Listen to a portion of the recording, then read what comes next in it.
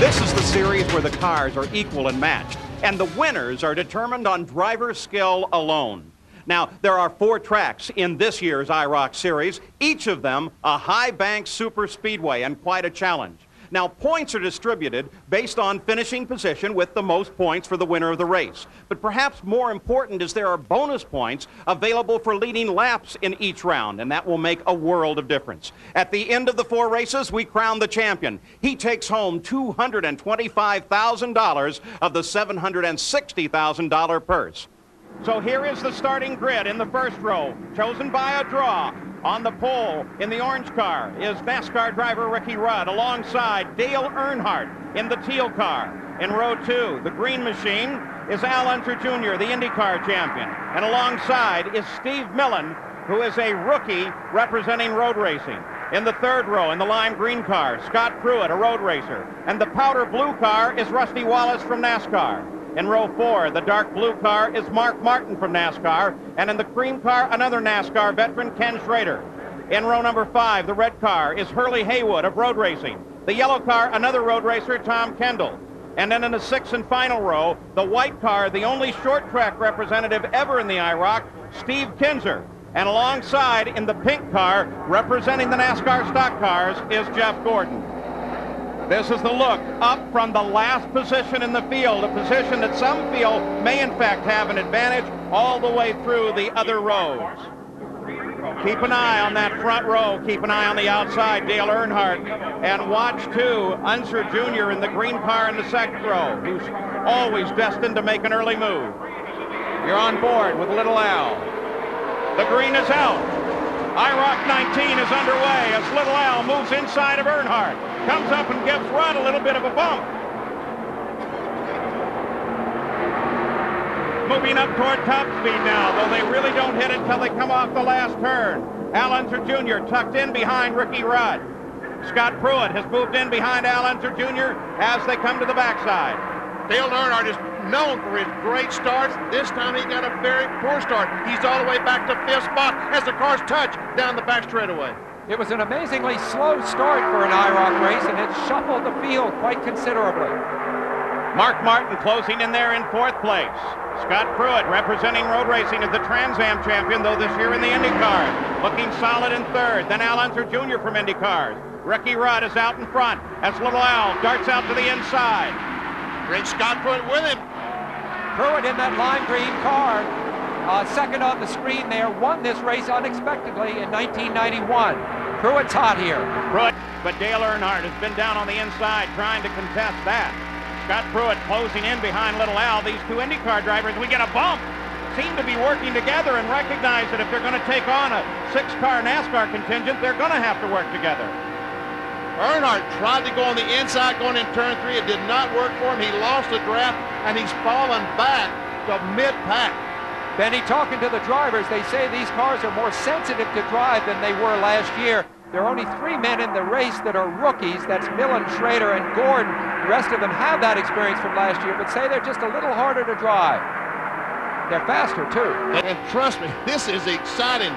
I've always watched it from the infield and really can't see all this action going on. Benny, it's even tighter than when you ran it, isn't it? Oh, it is much tighter. Because the whole pack stays together, the whole field. This is just fabulous racing. Look at that. And see the yellow car back about 7th spot? That's Tommy Kendall. He hit the wall coming off turn 4 last lap, and he didn't even check up, just kept going. We can take a look at that. Watch Kendall, the yellow car. Comes off the corner, goes up, smacks the wall, just keeps going. Trapped up against the wall, running alongside Pruitt. A few seconds ago, he was up there. I don't think Pruitt had any idea he was there, and he brushed the wall. But once again, we've seen these Avengers touch the wall, not even slow the car down. Let's go back and take a look at that brush with the wall. Pruitt and Schrader, and look how close these guys are, and Rusty Wallace backed up in that pale blue car. Well, Al Unser Jr. has already clinched 5 bonus points for leading the most laps in this race. Question now is, when do you make your move? We put that question to the IROC drivers. When do you make your move? You make your move right away. You just go ahead and strike in position and get the thing in position. Then right there at the very end of the race, you just got to drive defensively. Anytime you get an opportunity to go to the front, you do it. A lot of it just comes right down to plain outright luck that you end up at the front of the pack at the right time. You've been to the front, you've been to the back. You just certainly hope that the checker flag falls when you're on that good cycle, when you're at the front of the pack. I've seen some funky stuff happen in the last couple laps of that race, so I kind of got to get things figured out here. I really don't believe you're going to want to be out front on the very last lap. I think you're going to get shuffled back. So either you got to do some heavy-duty blocking, or you got to be running second or third to make your move. The cars draft so well and they're so close. Got to have some help, or if you do have help and the time's there, you know, the opportunity opens up, you just take it. I equate it to musical chairs. When the music stops, you hope you got a chair that's at the front because it shuffles so much every lap. A lot said there, not much of it the truth. Maybe Kendall said it best. Run. He's lulling Unser into thinking that he's got something, and he's trying to get a run on him down the back. Look at him close right here. He gets some drafting help, and he just blows by Al Unser Jr. So, Benny, you were exactly right. He was just trying to get a run on him. He picked up a push from Mark Martin, and it made it work. That's knowledge. That's really subtle thinking by Dale Earnhardt. See, he's always figuring, how can I win this thing? Not how can I finish first or second. How can I win this thing? So Earnhardt back at the top to look from Al Unser Jr. At these cars, which seem to handle either in the draft, out of the draft, they're just handling everywhere. These cars are all over the racetrack and handling awfully well. We've seen a lot of good IROC races, but very few with the significance of this, with the IndyCar champion battling the NASCAR champion for the lead. And Earnhardt moved to the front. That was the 14th lead change in this 100-mile race. Unser Jr. tucked in. As we come to the final lap, did Earnhardt make his move a little too early? Can he hold off Unser Jr.? And what will Mark Martin do? Will he help Little Al? I think that's the key. What will Mark Martin do? He'll help Al Jr. if it helps himself. 2.5 miles to go. Scott Pruitt sits in fourth. He could influence this finish as well. Al Jr. on the inside. Did he make his move too soon?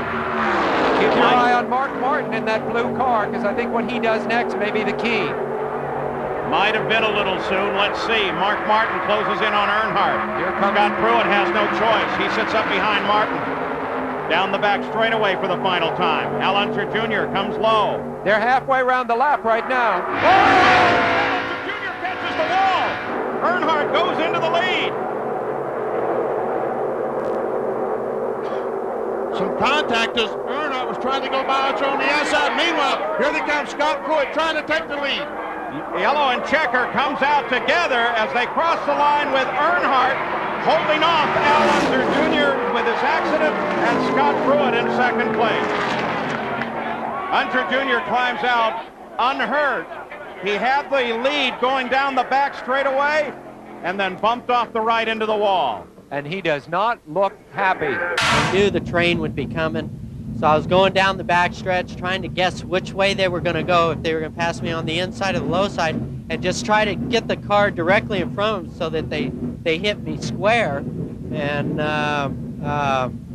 you know, he faked low and went high, and by the time I got mine up high, he hit my my corner, my right rear corner, and that spun me this direction, and that was it. That's just one of them things, though, that, I mean, we were drafting right back up to him, Mark and I, and we were going to go one way or another, and he ought to knew that. He knew that, really, and we'd done it lap after lap, and just wasn't no room. We got there, and he kept coming over and pinched me into the wall. Instead of getting pinched into the wall, I come back to the left. Does that take a little bit of the exuberance out of this victory lane for you? Yeah, it's not fun when somebody wrecks.